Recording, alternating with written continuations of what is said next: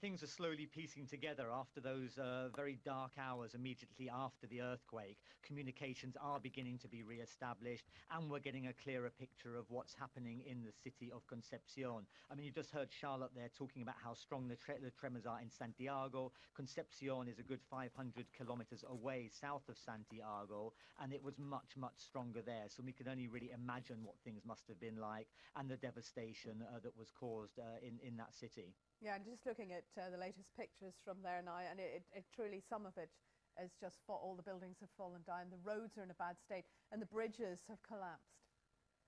That's right. I mean, rescue teams have been sent down to Concepcion. They're on their way. I mean, it's only really when they get there and can assess the situation that we'll have a clearer idea of the real extent of this damage. But I think the authorities in Chile now believe that the number of dead is going to be significantly higher than what's been confirmed so far. Just speaking to Charlotte Mountford there, the lady we were speaking to in Santiago a few minutes ago, she was talking about the fact that a lot of the buildings and the building in Chile is made to withstand earthquakes, or at least give you a fighting chance of getting out of the building.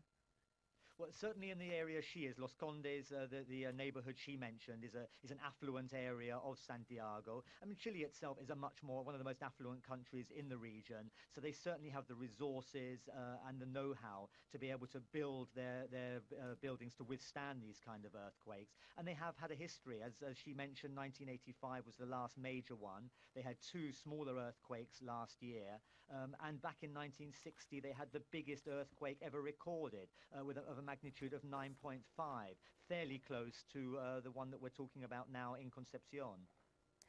Daniel, just as we're talking, we're hearing from the Pacific Tsunami Warning Center, because of course tsunami is now very much in everybody's mind, that a huge wave measuring 2.34 meters, 7.7 feet, has hit the Chilean coastal town of, and I'll probably not pronounce this right, but Talcahuano? Talcahuano, yeah, that's something they've been anticipating. We've also heard reports about very high waves hitting the Juan Fernandez Islands. These are the islands made famous for the Robinson Crusoe book, where Alexander Selkirk was shipwrecked many years ago. A big wave hit the main residential area there, and residents are having to run for high ground. There's also an alert on the Easter Island, 2,000 or so kilometers off the coast of Chile, where residents there are being moved to safer ground. So that is increasingly becoming one of the major problems that the authorities there are having to face.